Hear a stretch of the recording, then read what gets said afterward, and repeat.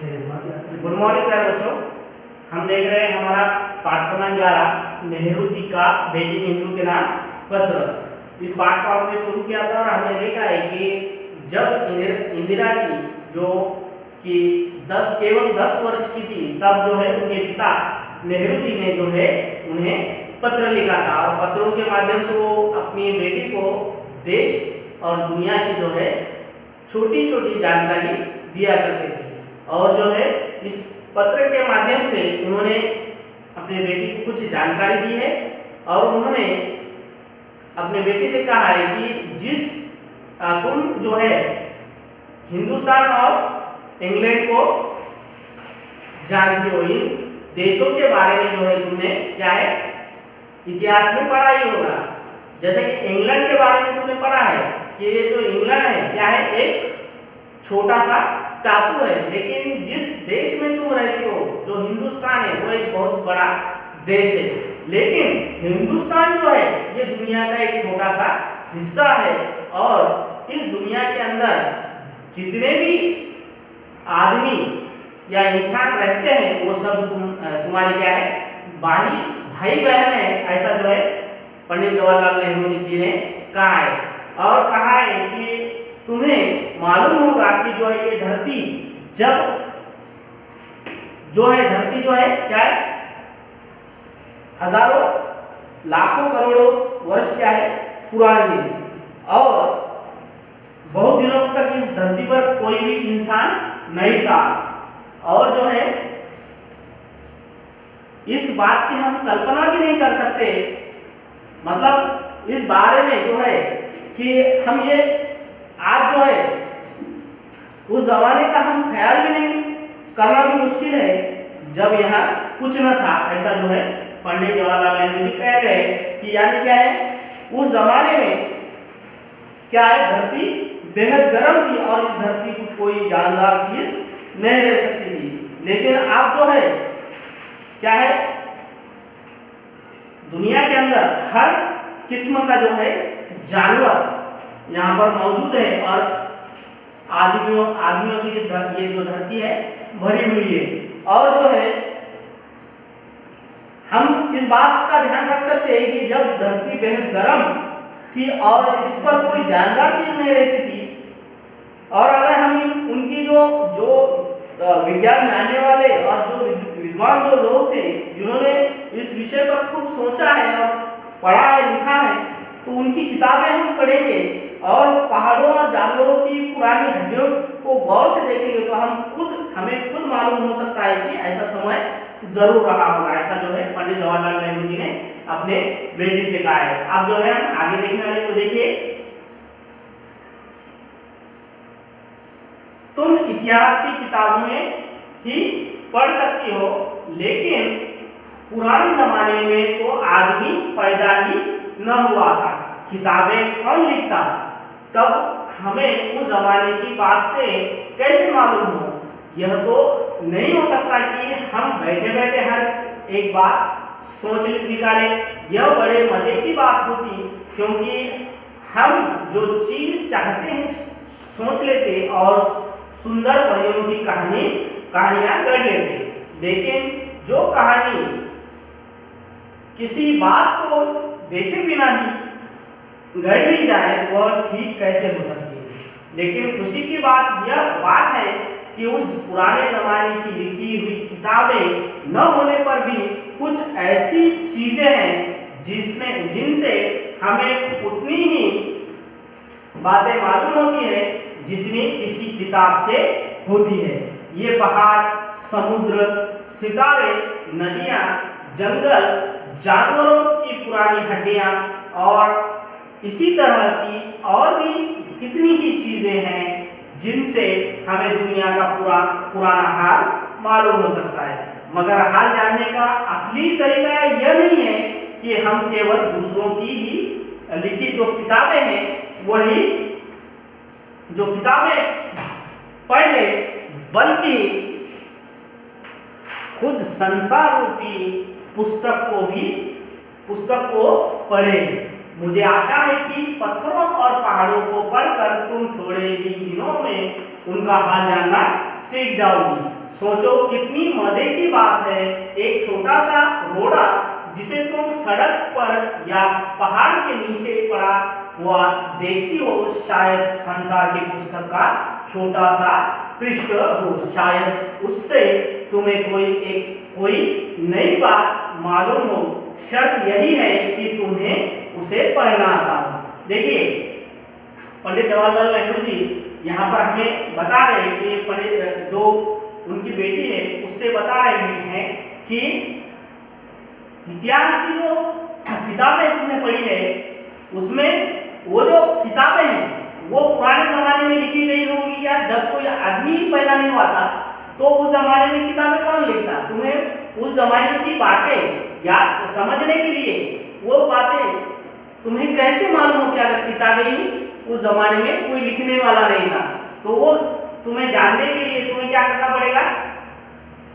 अगर हम ऐसा कर लेते कि वो पुराने जमाने में ऐसा होगा वैसा होगा ऐसा सोच लेते और अपने दिल से ही अपने मन से ही जो है हम कुछ बातें सोच लेते तो ये जो बातें हैं ये सुंदर परियों की जो कहानियां हैं उसके तरह होती। लेकिन ऐसी जो कहानी की जो बातें होती है जो बिना देखे ही हम जो बात कर लेते हैं वो बातें कोई मायने नहीं रखती है कि नहीं। लेकिन उसमें कोई सच्चाई होती है क्या? नहीं।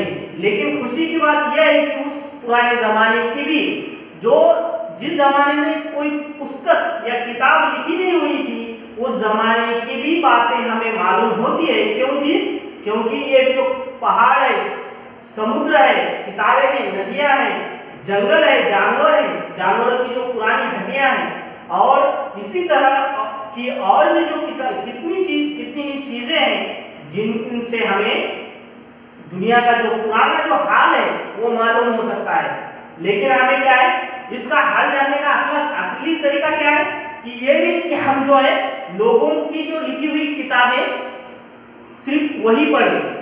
ये जो है उसके अलावा जो है बल्कि तुम क्या कर सकते हो खुद स्वयं जो है संसार रूपी जो पुस्तक है वो पढ़ना शुरू कर दो। मतलब क्या है कि यहाँ पर पंडित जवाहरलाल नेहरू जी कह रहे हैं कि तुम क्या करो, इंदिरा जी को कह रहे हैं कि तुम पत्थरों और पहाड़ों को पढ़कर थोड़े दिनों में उनका हाल जानना सीख जाओगी। देखिए मसूरी जो है जहाँ पर इंदिरा जी पढ़ रही है, जहाँ रह रही है, तो वहां पर क्या है चारों ओर क्या है पहाड़ी पहाड़ है ना। तो जो है वो कह रहे हैं कि तुम जो है पत्थरों और पहाड़ों को पढ़कर जो है तुम ये सारी बातें खुद स्वयं ही क्या है जानना सीख जाओगी उनका हाल। और सोचो अगर हमें कितना मजा आता कि एक छोटा सा जो रोड़ा जो तुम रास्ते में देखती हो, सड़क पर देखती हो या पहाड़ के नीचे देखती हो, रोड़ा है क्या वो जो बीच में जो पत्थर वगैरह आ जाता है, वो हम चलते हैं बीच में पत्थर वगैरह आ जाता है या कोई रुकावट की चीज आ जाती है, तो वो जो तुम सड़क या पहाड़ के नीचे देखती हो शायद हमें जो है वो जो रोड़ा है वो भी क्या है संसार की जो पुस्तक का जो है एक छोटा सा हिस्सा हो सकता है, एक पृष्ठ हो सकता है, एक पान हो सकता है, एक पन्ना हो सकता है। और उससे कोई तुम्हें कोई नई बात मालूम हो जाए तो शर्त यही है कि तुम्हें उसे पढ़ना आता हो, तभी वो तुम जो है दुनिया की जो बातें हैं वो जान सकोगे। ऐसा जो है पंडित जवाहरलाल नेहरू जी अपनी बेटी से कह रहे हैं।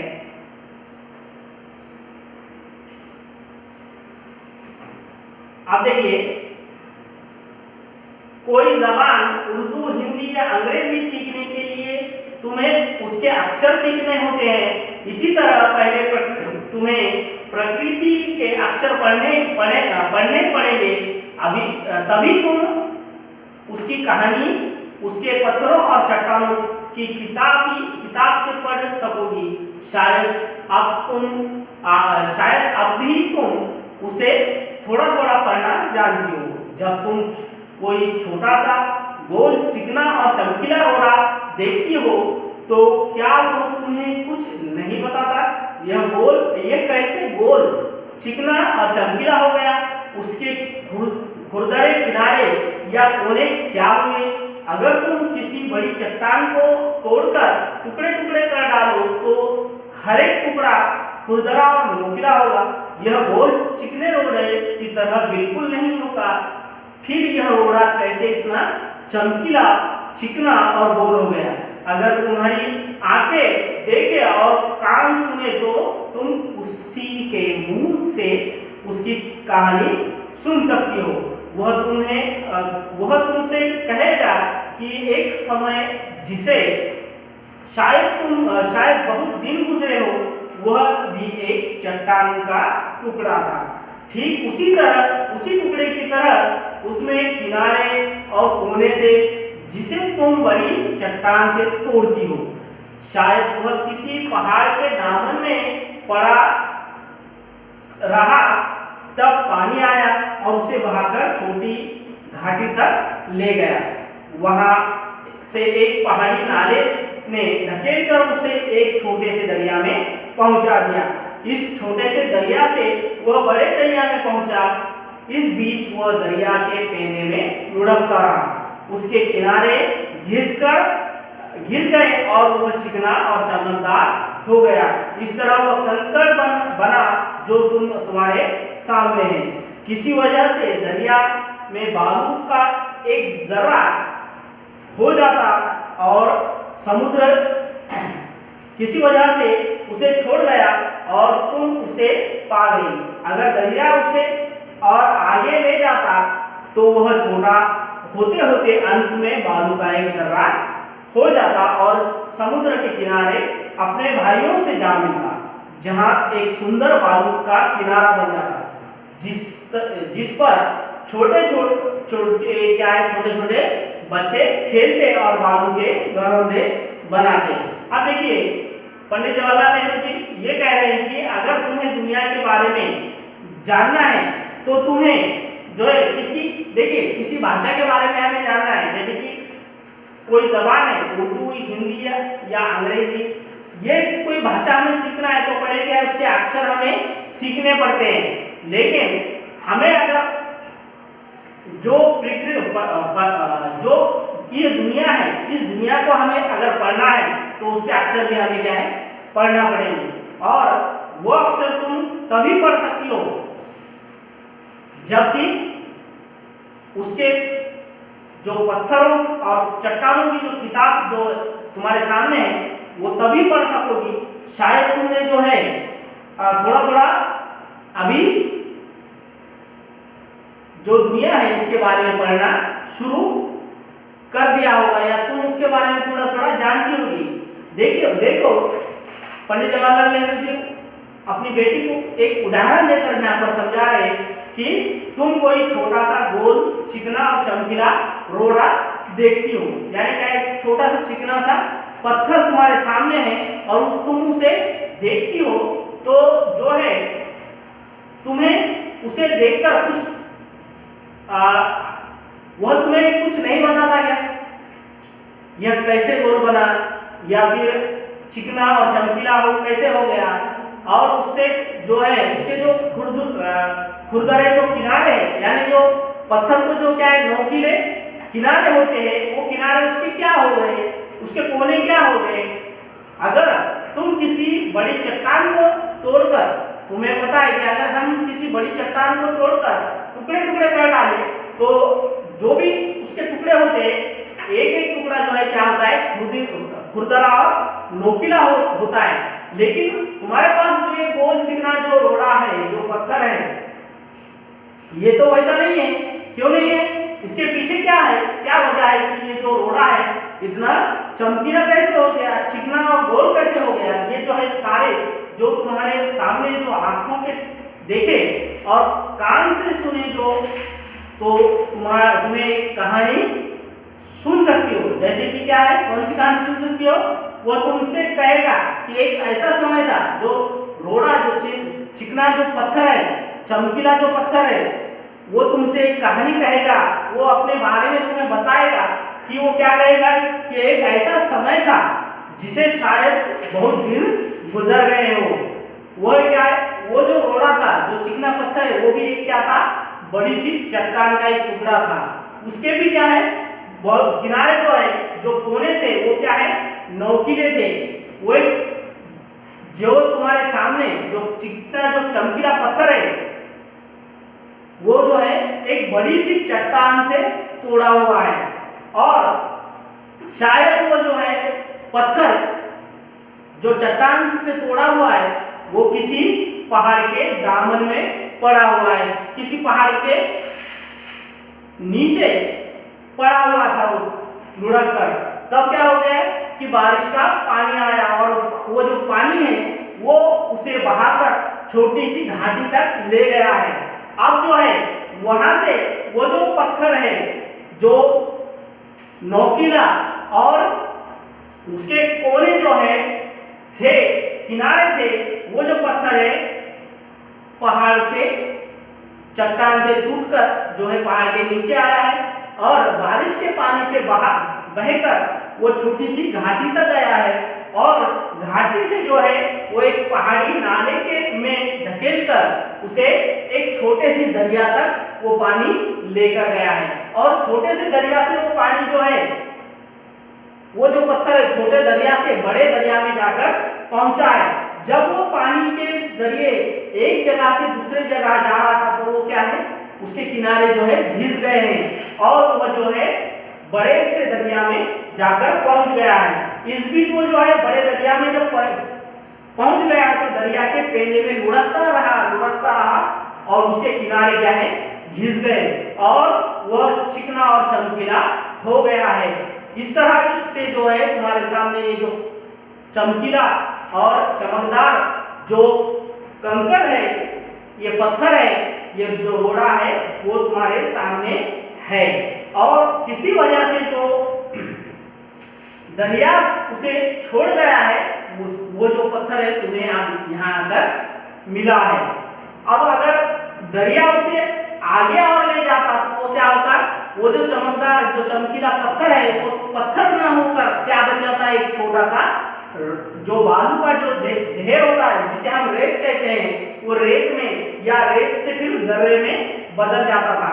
और जो किनारे पर जो छोटे छोटे जो समंदर होता है या जो दरिया के जो किनारे होते हैं, किनारे पर जो छोटे छोटे बच्चे खेलते हैं, जो बालू के जो घरों के बनाते हैं, जो बालू के घर बनाते हैं छोटे छोटे, वो जो है ये जो अगर चमकीला पत्थर तुम्हें नहीं मिलता, अगर वो दरिया में वैसे ही बहता रहता तो वो जो है बालू बनकर जो है किनारे पर आ जाता था।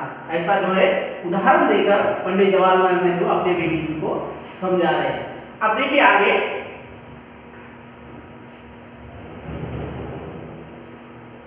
अगर एक छोटा सा रोड़ा तुम्हें इतनी बातें बता सकता है तो पहाड़ों और दूसरी चीजों से जो तुम्हारे चारों तरफ है हमें और कितनी बातें मालूम हो सकती है। तुम्हारा पिता पापू जवाहरलाल। अब देखिए पंडित जवाहरलाल नेहरू जी कह रहे हैं कि एक छोटा सा रोड़ा जो कि तुम्हें इतनी बातें बता सकता है कि वो बड़ा पहले क्या है, एक चट्टान का टुकड़ा था, नोकीला था, चमकदार था, फिर बाद में जो है वो पहाड़ के नीचे लुढ़कता हुआ आया और पानी ने उसे बहाकर दरिया में लेकर जो है दरिया में वो ढकलता गया। फिर वो जो है दरिया बड़े छोटे दरिया से बड़े दरिया में जाते जाते जो है वो पेंदे में लुढ़कता गया और उसकी जो नोक है वो कटती गई, और इस प्रकार से जो है वो पत्थर तुम्हारे सामने आया। अगर वो पत्थर तुम्हारे पास नहीं आता और दरिया उसे बहाता तो वो जो है एक छोटे से बालू के ढेर में उसका जो है वो रूपांतरित हो जाता, बदल जाता। जब ये छोटा सा रोड़ा तुम्हें इतनी सारी बातें बता सकता है कि तुम्हें दुनिया की बातें बता सकता है, तो जो पहाड़ तुम्हारे चारों ओर है, जो दूसरी जो पहाड़ों के अलावा जो दूसरी चारों ओर तुम्हारी चीजें हैं, वो चीजें तुम्हारे जो चारों तरफ है वो कितनी बातें तुम्हें बता सकते हैं, वो तुम्हें कितनी बातें मालूम, उससे तुम्हें कितनी बातें मालूम हो सकती है। ये जो है पंडित जवाहरलाल नेहरू जी अपने बेटी से कह रहे हैं, और अंत में कह रहे हैं कि तुम्हारा पिता जवाहरलाल। यहाँ पर जो है ये पत्र समाप्त होता है, और इस पाठ में आए हुए नए शब्द देखिए, गढ़ना यानी बनाना, दामन यानी पल्लू या पहाड़ के नीचे की भूमि। दरिया यानी नदी या समुद्र। घरौंदा यानी कागज या मिट्टी का छोटा घर या छोटा सा घर है।